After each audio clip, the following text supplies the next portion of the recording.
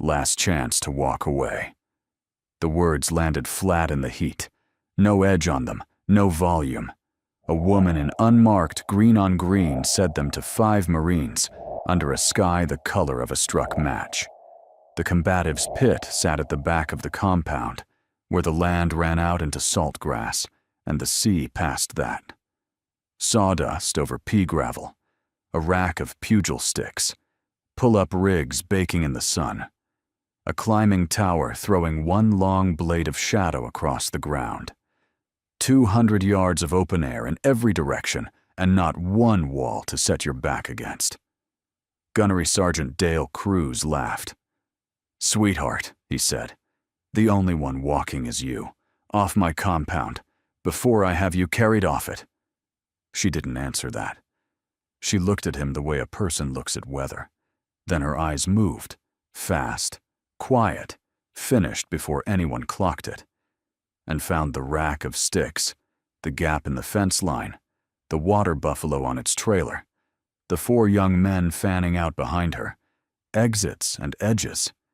She found those first. She always did. Her right hand came up. 2 fingers tapped twice against the inside of her left wrist, where a watch should have been and wasn't.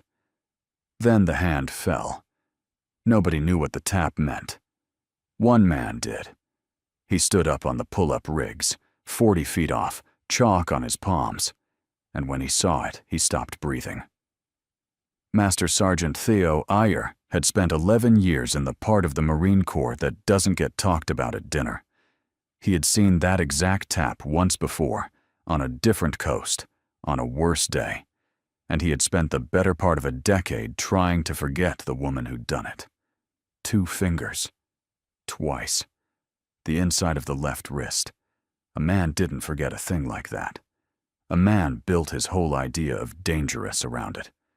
Cruz turned to his candidates and spread his arms like a man working a stage. "Gentlemen, higher headquarters sent us a gift, a conduct evaluator, a feelings consultant." A few of them grinned because they were supposed to. "She's here to grade how nice we are, so let's show her some restraint." The woman wore no rank, no name tape, no patches. Plain shirt, plain shorts, running shoes worn down at the heel by someone who actually ran. She could have been 40. She could have been older. She carried herself like a person who had nothing to prove and had stopped expecting anyone to believe that. Cruz had a reputation, and the reputation was earned. 38 years old, 14 of them running candidates through this pit, and he ran them hard. He believed the pit told the truth about a man, and he wasn't wrong about that. He was wrong about one thing only.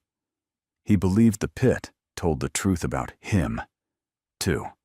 That being the loudest voice on that sawdust made him the most dangerous thing on it. He had spent 14 years never once meeting someone who could prove otherwise. His luck, in that respect, was about to run out, and he had personally walked it to the edge. "You sent 4, she said. "Don't." It wasn't a threat. That was the strange part. It came out level, almost kind, the way you tell a child the stove is hot. She wasn't afraid, and she wasn't angry, and the absence of both was the thing the candidates couldn't read. They knew fear, and they knew rage. They had no file for a person who felt neither, while 5 Marines closed on her in the open. One of them, the youngest, felt the back of his neck go cold for a reason he couldn't name. Cruz flushed. He pointed at the sawdust. "In the pit. All 4. She wants to grade restraint. Let's give her something to write down." The 4 candidates stepped into the ring. Big kids, 21 and 22, fresh off a selection course that had taught them they were dangerous. They were, to most people. Up on the rigs, Master Sergeant Theo Ayer dropped to the ground and took one step toward the pit. Just one. Then he stopped, because some part of him already knew what was about to happen, and a larger part of him couldn't believe who it was happening to. The woman set her feet, right foot back, 45 degrees to the line of them. She rolled her shoulders down and let her hands hang loose and open. Her voice dropped, not louder, lower. The quieter she got, the worse it was going to be, and only Ayer understood that yet.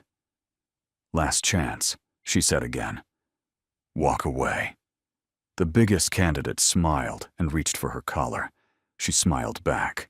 The sun hung overhead like a held breath, and 4 Marines closed on a woman who had already counted them.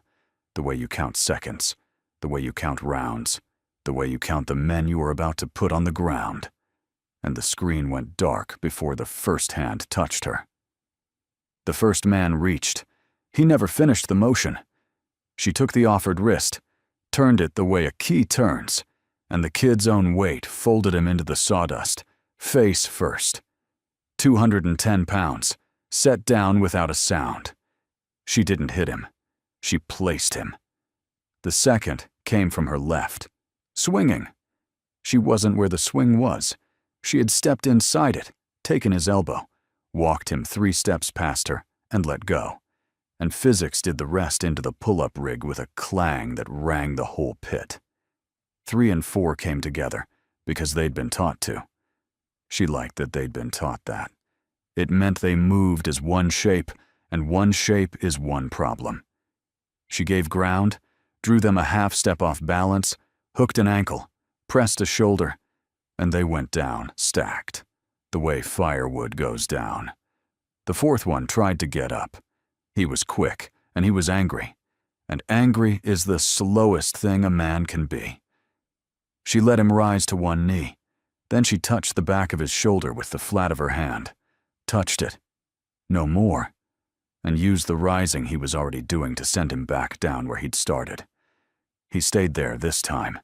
He understood now that staying down was a gift, not a defeat, and that she had been handing it to all 4 of them from the first second. 5 men had stepped to her counting. 4 were in the dirt. 58 seconds. No strike landed above the collarbone. Not one face touched. Not one nose broken. Nothing the regiment surgeon would have to write up. Every man set down rather than knocked down. Anyone could break a thing. Putting it down whole took a different kind of trained. Cruz stood at the edge with his mouth working. Then he came in himself, because pride is heavier than sense. He came fast and low, a wrestler's shot, and he was good. She let him get the grip, let him think he had her. Then she rotated under his arm, took the wrist he'd committed, and walked him, like a dance partner, like a man being shown to a door, down to one knee, down to the gravel, his cheek an inch off the sawdust, and her hand the only thing in the world. She held him there for 1 second. Then she let go and stepped back, clean. "You're done," Cruz said into the dirt. His voice shook. "You hear me? You're done." She said nothing. She'd already stopped looking at him. Her eyes had gone back to the fence line, the rack, the gap, the exits.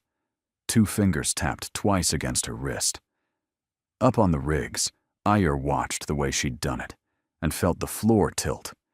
It wasn't a brawler's work. Brawlers want the win in their hands, want to feel the other man break. This was something else. This was the work of someone whose whole life had been about bringing people back whole. Recovery, not destruction. He had seen exactly 2 operators move like that, and he had buried one of them. The economy of it was what got him. No motion she didn't need. No flourish, no message, nothing for the crowd. 5 men in 58 seconds, and she wasn't breathing hard. He had watched cage fighters gas out in 90. He had watched selection candidates, these candidates, leave everything they had on this same patch of sawdust. She had spent almost nothing. She had a reserve. She had, he understood, with a slow, cold crawl up his spine. A reserve she had not even begun to touch. He said a word under his breath, a call sign. He didn't believe it yet. He filed it next to the wrist tap and the way she'd cleared the exits before she cleared her throat. 800 candidates have come through this pit, Ayer said quietly. To no one. Nobody's ever been set down like laundry. The 4 kids climbed up out of the sawdust, breathing hard, shame-faced, sneaking looks at Cruz like they were seeing him for the first time. He was still on one knee. He was the one who'd told them she was nothing. The woman crossed to the water buffalo, worked the spigot, and washed the sawdust off her palms like a person rinsing dishes. Calm as a Sunday. Reset, she said over her shoulder. One word. The voice of someone who had run 100 ranges and never once raised it. Cruz got to his feet. He couldn't meet his Marine's eyes, so he stared at her back instead. And the stare was the start of something. Humiliation looks for somewhere to go. His had found a direction. The candidates fell into a ragged line, waiting for an order that didn't come, while the woman drank water in the shade of the tower and the sea wind moved the salt grass beyond the fence. She didn't look like a problem. That was the thing about her. She never looked like the problem until she already was one. By the time the afternoon heat broke, the story had started to move through the compound, and it was already the wrong story. By evening, Chow the story had turned itself inside out. It happened the way it always happens, not with a lie exactly, with a shape. Cruz didn't say, she beat 5 of us. Cruz said, the civilian put her hands on my Marines. Same facts, different shape. And the second shape traveled, because it let everyone keep the version of the afternoon they could live with. In the chow hall, the woman became a story before she became a person, a consultant, a headquarters plant, somebody's idea of softening the regiment up. Someone called her the Karen with a clipboard, and the name stuck the way bad names do, because it was easier to laugh than to ask why a feelings consultant had stacked 4 selected Marines like cordwood in under a minute. Cruz worked the room. He moved table to table, low and steady, a hand on a shoulder here, a word there. Don't give statements. Cadre handles cadre. We protect our own. He said it like loyalty. It was a wall going up, brick by brick, and he was the one laying it. At a corner table near the far wall, the woman ate alone. She had a tray and a small green notebook and a pen, and between bites, she wrote. Times. Names. Who said what and when. She wrote the way some people pray, steadily, without looking up, certain it would matter later, even if no one believed it now. A cadre corporal passed close and clipped her tray with his hip. Not an accident. The tray skidded. Her water went over. The notebook took a splash. The corporal kept walking, grinning back at the table he'd come from. She didn't stand. She didn't sharpen. She set the notebook on its spine to dry, wiped the table with a napkin, and went back to eating. She never raised her voice. The quieter she got, the more a certain kind of man mistook it for surrender. But she had clocked him.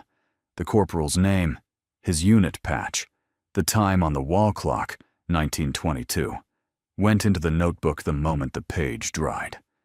She did not write it in anger. She wrote it the way a surveyor marks a stake, a fact, set down, to be returned to. 3 days of facts were stacking in that little green book, and each one had a time beside it, and the times were a kind of evidence that did not care how loud the chow hall got. One candidate wasn't laughing. Lance Corporal Pratt was 21, 4 months out of selection, and he had been one of the 4 in the pit. He had felt her hands.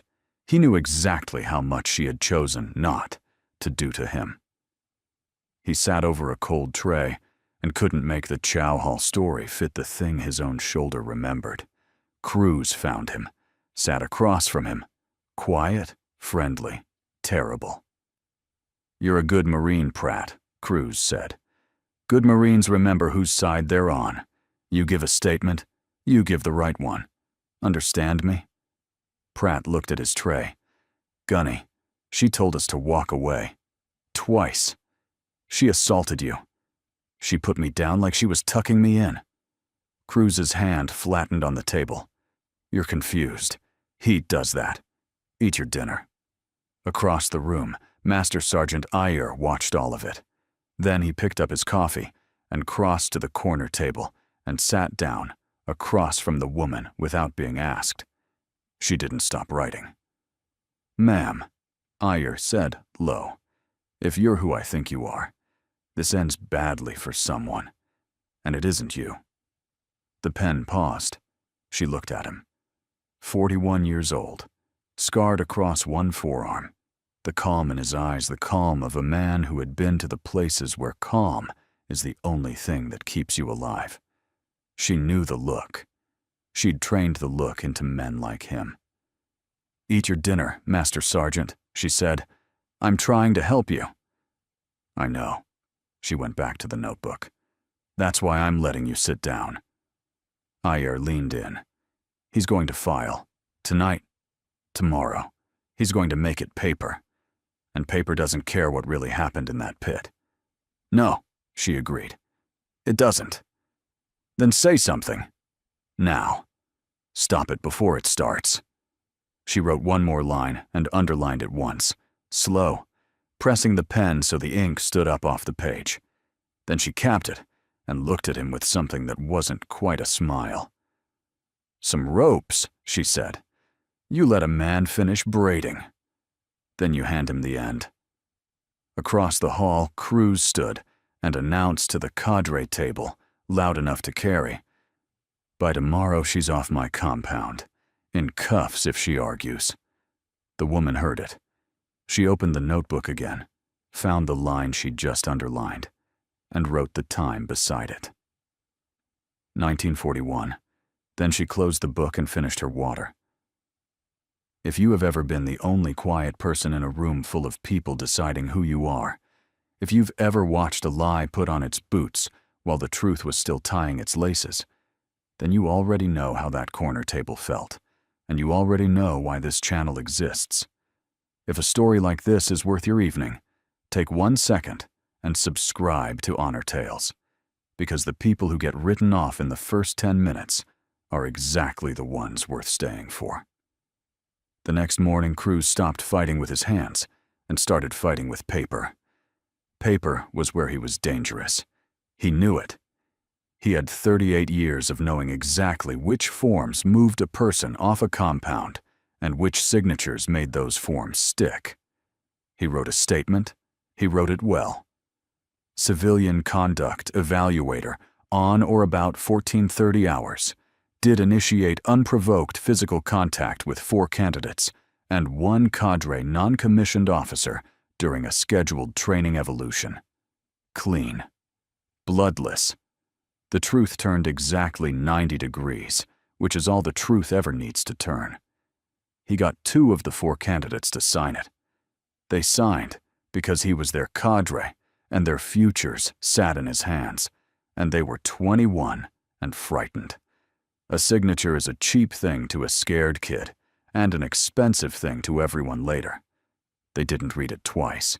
They wrote their names under a sentence that said a colonel had attacked them, and they went back to their racks and told themselves it would blow over. He went to Pratt last. Sign. No, Gunny. The word hung there. Cruz's face did something ugly and then smoothed over. You're throwing away a career for a stranger. I'm not throwing away anything. Pratt's voice shook, but it held. She said walk away. We didn't. That's the statement I'd give. Then you'll give it to a board, Cruz said softly, after I'm done with you, and walked out. And Pratt sat very still and understood he had just stepped off a ledge. By 0900, Cruz had taken his statement to the provost office. By 1000, a corporal at the gate had flagged her visitor credential in the system. By noon, the order had come down. The unidentified observer was to be escorted off the compound at first light, credentials revoked, pending investigation. A runner found her at the edge of the pit, watching candidates run the obstacle course in the morning cool, and handed her the notice. She read it. 2 fingers tapped twice against her wrist. She read it again, Slower. The way you read a thing you intend to remember word for word. Then she took the runner's pen and signed the acknowledgement line. M. Vance, Observer. No rank, no title, no protest. She handed it back and went on watching the candidates run, timing them under her breath, noting which kid paced himself and which kid spent everything in the first half and would have nothing left when it counted. She had spent a whole career watching men spend everything early. She had spent a whole career letting the wrong ones build the rope they would later need. Off near the headquarters building, a duty phone she would never see lit up behind a wall she had not yet chosen to unlock. Her real file, her real name, attached to a clearance that would have stopped Cruz's hand cold if she had simply said it out loud. She didn't say it out loud. One sentence would have ended it. I am Colonel Vance, your incoming regimental commander, and you will stand down. The provost would have folded. The flag would have vanished off her credential. Cruz would have stammered an apology and kept his career and learned nothing. And 4 young Marines would have learned nothing. And the next loud man with a fist and a grudge would have gone right on believing the quiet ones were the weak ones. She had watched that lesson go untaught 100 times in a long career, and she had carried the cost of it up a wet cliff on her back. She was done letting it go untaught. She didn't say it out loud. Ayer found her again at the obstacle course. He had a phone of his own out, low against his leg, and he was photographing things. The posted duty log, with the real times.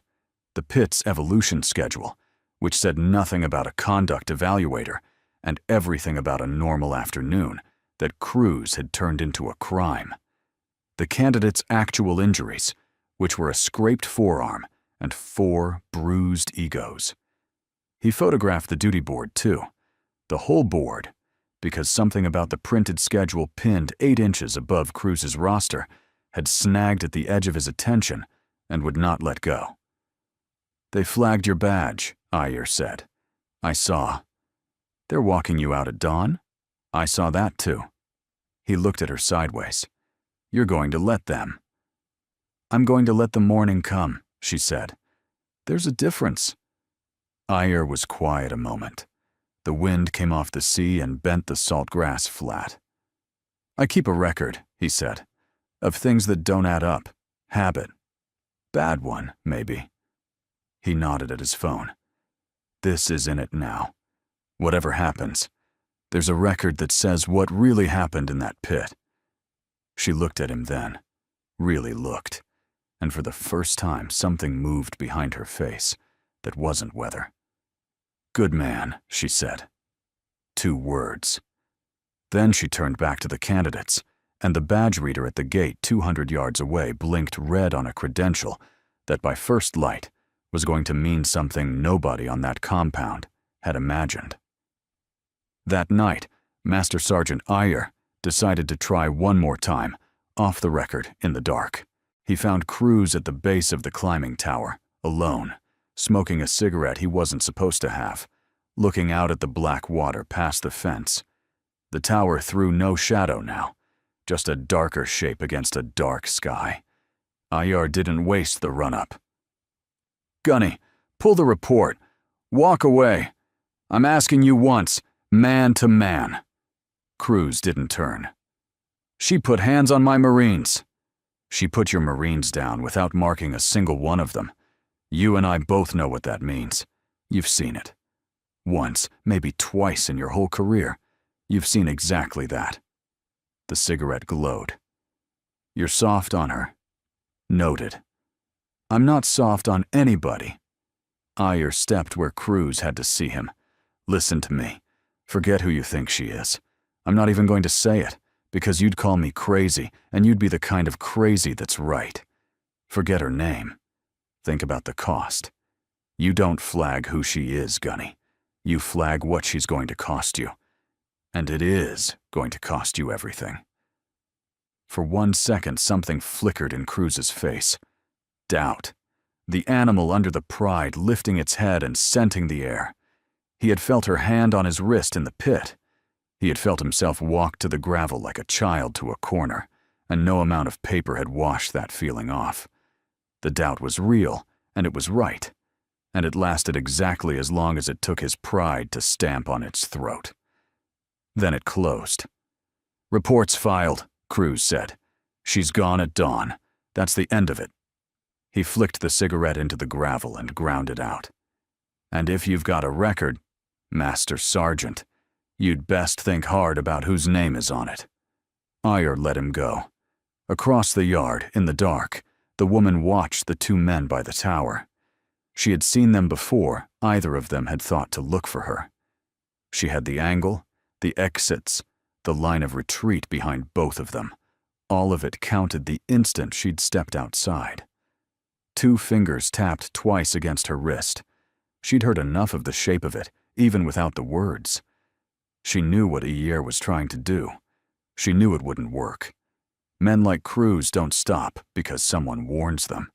They stop when the clock does. And the clock was almost done. Near the headquarters building, under a portable light, a small detail was staging gear in the dark. A folded set of regimental colors, sheathed, white gloves, a guidon.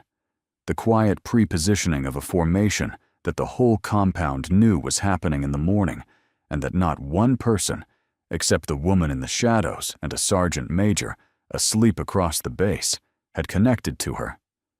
Cruz walked past that gear on his way to the cadre tent and didn't look at it twice. He had a roster to post. He stood under the duty board and pinned up the next day's assignments, and at the top, where the observer's escort time should have gone, he had written her name and drawn a single hard line through it. Crossed out. Handled. Gone. He stepped back to admire it. He never looked up at the printed schedule pinned to the same board, 8 inches above his own roster. The one the operations shop had posted a week earlier.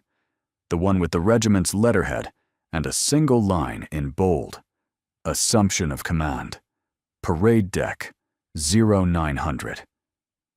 He didn't connect it. Why would he? Commanders arrive in staff cars with flags on the fender. Commanders don't show up in worn-out running shoes and stand at the back of a combative's pit, letting a gunnery sergeant call them sweetheart. Here's what I'll ask you to sit with before the morning comes. Cruz thought he was fighting a complaint. He was fighting a clock, and so is everyone who decides a quiet person is a weak one. If you've ever wanted to know what happens at the exact moment a man like that finally looks up and reads the second line on the board, stay with this one and subscribe, because that moment is the whole reason we tell these stories. Bombed in the bare visitor quarters at the edge of the compound, the woman was awake at 2300, and for the first time the story slowed down enough to show you who she was. She had a garment bag laid across the spare bunk. She unzipped it slow. Inside was a uniform she had not worn in front of a single person on that compound. Service dress. On the collar, eagles, the silver eagles of a colonel. Above the left breast, a column of ribbons that told a story to anyone trained to read them. And at the top of that column, set apart, a pale blue field scattered with white stars. The ribbon of the Navy Cross, the nation's second highest award for valor in combat. She didn't put it on. She just looked at it. And for the length of one night, she let herself remember why it was there. 2014. She had been 34, a different coast, a colder one, a storm walking in off the water like it had a grudge. A crew was down on the rocks, a helicopter that should not have flown, and a pilot who should not have died, and 4 souls clinging to a hull the surf was trying to take. Command wanted to wait for weather. She had looked at the clock and the tide table and known what waiting meant. And she had taken a small element down the cliffs in the dark on a rope and her own 2 hands. The cliff was 140 feet of wet black rock. The radio said winds at 50 knots and building. The swells came in sets of 3, and the third one each time reached higher up the rock than seemed possible. And there were 4 people down there and a clock made of salt water. She had gone down on a single rope with 3 men because 3 was all she would risk, and 1 was herself. She got the pilot out. She got 2 of the crew out. She did not get Sergeant Reyes out. She did not get Corporal Two-Bird out. The sea took them both within arm's reach of her, close enough that she had felt Reyes's glove against her wrist before the water pulled him under. And she had reached, and the reach had closed on nothing. She had carried Lance Corporal Okafor up the cliff on her back, broken leg and all, while the storm tried to peel them both off the rock. He had lived. He was a father now, somewhere warm, and he sent her a card every year on a date she never had to be reminded of because she counted toward it every single day. They gave her a medal for the one she carried out. She had stood in a small, closed room with the sea still in her ears and felt the cold weight of the riband settle at her throat, and someone had said the word that would follow her the rest of her life. Stiletto. Quiet. Fast. The thing you never saw until it had already done its work. They gave her a medal for the one she saved. She kept counting the 2 she didn't. That was the count. 2 fingers. Twice against the inside of her left wrist, where Reyes's glove had touched her in the dark. Reyes. Two-Bird. Every time something mattered, she counted them, so she would never again forget what it cost when the wrong people decided too late that the situation was serious. That was why she could not let a gunnery sergeant teach 4 young Marines that arrogance had no price. Arrogance always had a price. She had carried it up a cliff. She had felt it slip through a wet glove. She had buried it twice with full honors, and a folded flag handed to a mother and a wife. The young ones who never get told no are the ones who get other young ones killed. Someone had to tell them no. The job had found her, the way the job always did. She zipped the bag closed. She set her assumption of command orders on the desk, squared to the edge, where her hand would find them in the morning. She turned off the light. One more morning, she said to the dark. Outside, the sea kept its old argument with the rocks, and somewhere across the base, a sergeant major set an alarm for 0500 without the first idea of what his morning held. On. At 0600 hours, Gunnery Sergeant Cruz crossed the bright line and gave the regiment every inch of cause it would ever need. He came to her quarters with the escort corporal, a kid named Diaz, and a printout of the revocation. The sun was just up, low and gold across the gravel, throwing the climbing tower's shadow all the way to her door. Marines were already moving toward the parade deck in the distance, forming up for something, falling into ranks at the far end of the compound. Cruz banged the door with the side of his fist. "Time's up. You're off the compound. Now."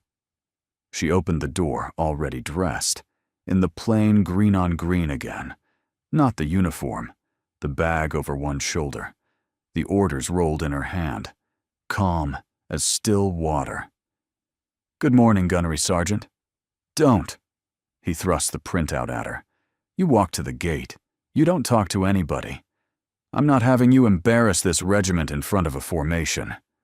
"All right," she said. That was all. All right. She stepped out willingly, fell in beside Diaz, and started toward the gate. It should have ended there. A quiet walk to a gate. But Cruz couldn't leave it quiet. The thing in him that had started in the pit 2 days ago, the humiliation looking for a place to land, needed to put hands on her one more time, needed the last word to be physical. He grabbed her arm. He grabbed it hard, high above the elbow, fingers digging in, and wrenched her half around and shoved her off the path toward the gravel, in full view of 200 Marines, now turning their heads, in full view of Diaz, who flinched, in full view of Master Sergeant Ayer coming around the headquarters corner, who went rigid at the sight. Diaz had not signed up for this. The corporal was 23 and had a printout and a lawful order and a gunnery sergeant. And now he had the sick first feeling that the order in his hand and the truth in front of his eyes were 2 different things, pulling in 2 different directions. He opened his mouth, Nothing came out. He would replay that silence for a long time. 2 fingers tapped twice against her free wrist. She did not resist. She did not break the grip, and she could have broken it. The wrist, the elbow, the man in the time it takes to read this sentence. She let him hold her. She let him march her. She let him steer her exactly where his rage wanted her to go, which happened to be the last place on earth he wanted her to be. Straight toward the parade deck. "You're hurting your own case, Gunny," she said. Quiet, almost gentle. "But you're taking me exactly where I need to be." He heard it as a plea. He heard it as a beaten woman bargaining. He gripped harder and walked faster, dragging her past the staged gear, past the white gloves, past the sheathed colors, toward the assembled regiment and the broad open square where 500 Marines stood in ranks under the morning sun. She let her feet do exactly what his hands demanded, and not one thing more. She did not stumble for show. She did not pull. To anyone watching from the ranks, it looked like a gunnery sergeant marching a civilian off the compound, and that was the picture she wanted them to hold for the next 90 seconds, because the picture was about to invert, and an inversion only lands if everyone first believed the lie. 2 fingers tapped twice against her free wrist. Reyes. 2-bird. The count she carried into everything that mattered. And this mattered. And then she smiled at him. It was the first time in 3 days she had smiled at anyone. It was not a frightened smile, and it was not a cruel one. It was the smile of a person watching the last grain run out of an hourglass. Cruz saw it and faltered for half a step. He thought the smile meant she had broken. It meant the count had reached 0. Behind them, Lance Corporal Pratt broke from the edge of the moving crowd and ran, not away, toward the headquarters steps, toward anyone with rank, his voice cracking as he went. "Sir, somebody, Sergeant Major, you need to." Cruz dragged her around the last corner of the headquarters building, out of the narrow path, and into the wide, bright square, into the full view of the formed regiment, and the color guard, and the broad-shouldered man in dress uniform standing dead center on the deck, with a chest full of his own ribbons and 30 years in his spine. The regiment sergeant major, who turned and saw her, and went absolutely white. The sergeant major's voice hit the parade deck like a round going off. "Regiment, attention!" 500 Marines snapped rigid in a single crack of heels and stilled air. The whole square went to stone. Birds lifted off the headquarters roof. The sea wind kept moving, and nothing else did. Cruz froze with his hand still locked around her arm. Sergeant Major Bo Latimer, 49 years old, 3 combat tours, and a voice built to cross a flight line, came down off the deck at a march, eyes locked on the woman in the worn-out running shoes, and bellowed the words that ended Dale Cruz's career. "Commander on deck." The word reached Cruz the way cold water reaches a sleeper. "Commander." He looked at the sergeant major. He looked at the 500 Marines at rigid attention. He looked at the woman whose arm he was still crushing in his fist, and something in his face began to come apart. From the front rank, Master Sergeant Iyer stepped out. He came to attention so hard his boots cracked the deck, and he rendered a slow, perfect salute. And he said the one word he had been carrying for 3 days, the word he hadn't let himself believe. "Stiletto." His voice broke on it. "Ma'am." And the regiment understood. The senior officers came up first, a lieutenant colonel, 2 majors, hands snapping to brows. Then the captains. Then the line, rank by rank, a wave of saluting arms rolling back across the square like wind across a wheat field. 500 Marines, saluting the woman Gunnery Sergeant Dale Cruz, had just dragged across the gravel by the arm. The 4 candidates from the pit were in that formation. 2 of them had signed his statement the day before. They stood at attention with their arms up, and the blood gone out of their faces, saluting the colonel they had sworn. In writing had assaulted them, and each of them understood in the same instant that the page with his name on it was now the worst thing he had ever done. She tapped her wrist once, the count complete. Then she reached up with her free hand, unhurried, and peeled Cruz's fingers off her arm one at a time, and he let her because his hand had stopped belonging to him. His face was a thing to watch. First the confusion. Commander? What commander? She's a consultant. She's nobody. Then the disbelief, a hard shake of the head. No, no. Then recognition arriving all at once, brutal. The eagles he'd never seen on her collar, the rolled orders in her hand, the name on the revocation he'd filed. M. Vance, the name on the assumption of command order pinned 8 inches above his own crossed-out roster. Vance. Colonel Vance. Then horror, pure and total, draining the blood out of his face until he was the color of the sawdust she'd washed off her hands. You're... His mouth couldn't finish it. You're the... Colonel Marin Vance, she said. Level. Quiet, the way she'd been quiet for 3 days. Your regimental commander, as of 0900 this morning. She looked at the formation, then back at him. You can let go of my arm now, Gunny. You already did. Cruz's knees didn't buckle. It would have been kinder if they had. He just stood there, in the center of the deck, in front of every Marine he had spent 2 days lying to, with the truth landing on him in real time. Sergeant Major Latimer didn't wait for an order. He turned to the provost detail at the edge of the deck. Gunnery Sergeant Cruz, you are relieved. Then, to a staff sergeant, bring me his statement, the one he filed yesterday. Read it. Out loud. Right here. The staff sergeant unfolded the page with shaking hands and read it to the silent square. Cruz's own words, unprovoked physical contact, initiated by the civilian. Every sentence a stone tied to his own ankle. By the third line, a low sound moved through the ranks. Not laughter. Worse than laughter. The sound of 500 people watching a man hang himself with a document he'd been so proud of. He had written it to be read by a board, in a quiet room, weeks from now, where the words could do their slow work on a stranger. He had never once imagined them read aloud on his own parade deck in the morning sun, with the woman they accused standing 6 feet away, wearing the eagles of a colonel and the riband of the Navy Cross. Every clean, careful sentence he had built, now described, with perfect accuracy, exactly the wrong crime committed by exactly the wrong person. The precision he'd been proud of was the precision of the rope. I have 200 witnesses to what just happened at that door, Latimer said when the reading stopped.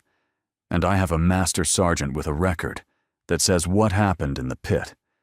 Your statement is a false official statement, Gunnery Sergeant. On top of an assault on your commanding officer, in front of the regiment.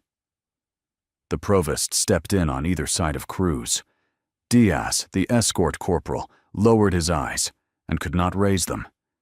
He had carried the printout. He had walked beside it. He hadn't known. It didn't feel like not knowing was enough. Colonel Vance watched it all without expression, the garment bag still over her shoulder, the rolled orders still in her hand. She had not raised her voice once. She had not needed to. The quietest person on the compound now held it in the palm she'd rinsed clean at the water buffalo 2 days before. They led Cruz off the deck. He went without a word, because there were no words left that could do anything but make it worse. And for the first time in his career, Dale Cruz understood the size of what he had refused to walk away from. And the regiment held its salute, every hand still up, every spine still straight, to the woman he had called sweetheart, who had told him twice, in plain words, on a hot afternoon, exactly how to avoid this morning. The unraveling, after that, took no time at all. The truth never needs long once it stops being polite. By 0900, the exact minute her command was to begin, Colonel Vance stood on the parade deck in her service dress, eagles on her collar, the pale blue ribboned at her throat at last, and assumed command of the Marine Raider Regiment in front of the Marines, who 2 minutes earlier had watched their cadre gunnery sergeant arrested for laying hands on her. Cruz's statement collapsed the moment anyone pulled the thread. The posted duty log said, "Combatives evolution, not conduct evaluation." There had never been an evaluator. He'd invented her job to invent her crime. The two candidates who'd signed asked, white-faced, to recant, and were allowed to, with a warning each would carry a long time. Iyer's photographs and his quiet record squared with every minute of it, time stamped, lined up against Cruz's account like a ruler against a crooked wall. Then someone produced the colonel's own green notebook, and the times in it matched the times in everything else, down to the minute the corporal had knocked her tray. 1922, written in a steady hand by the woman everyone had decided was nobody. The investigation that Cruz had started against her finished against him. Relief for cause, a false official statement, an assault on a superior commissioned officer witnessed by half a regiment. His 38 years ended in an afternoon, the way they always do for the men who think paper outranks the truth. Then Colonel Vance did the thing nobody expected. "Lance Corporal Pratt, front and center." Pratt came out of the ranks like a man walking to his own sentencing. He stopped, saluted, held it. She returned it. "You were in the pit." "One of the 4. "Yes, ma'am." "You were ordered to sign a false statement. You refused. You were threatened with a board, and you refused anyway. And this morning, you ran for help instead of running away." She let that hang where the regiment could hear it. Every Marine here just learned what the pit was actually measuring. It was never measuring whether you could put a man down. It was measuring whether you'd know when not to, and whether you'd tell the truth when it cost you. You're the only one who passed both, son. Carry on. Pratt's eyes were wet when he fell back into ranks. He stood 2 inches taller than he had 3 days before, and he would stand that way for the rest of his career.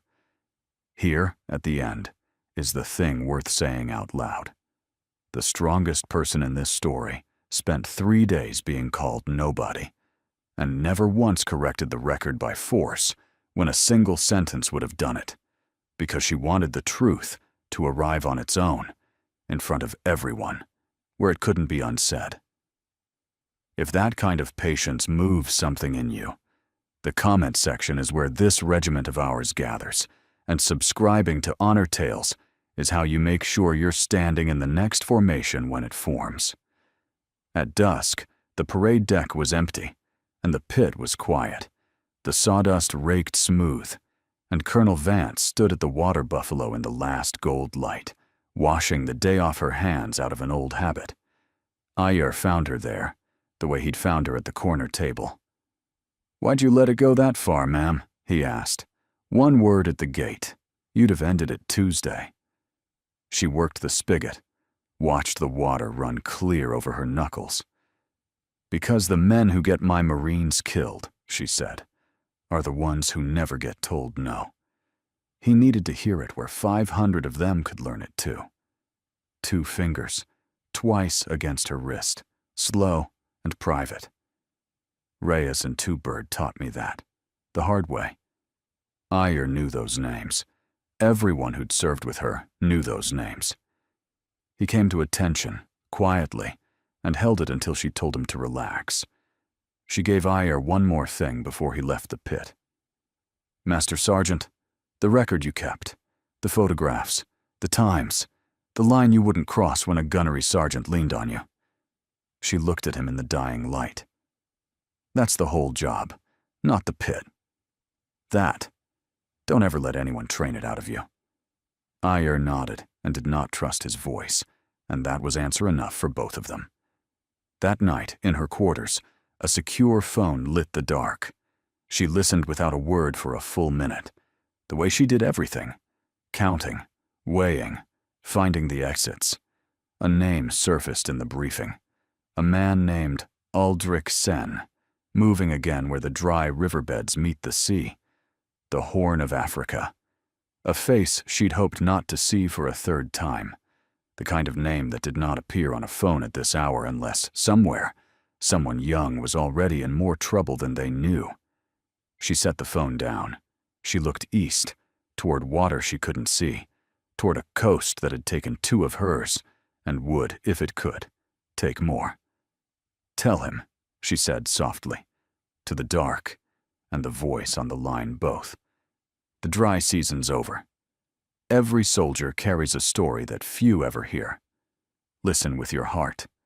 Thank you for staying and watching. Subscribe to Honor Tales for more.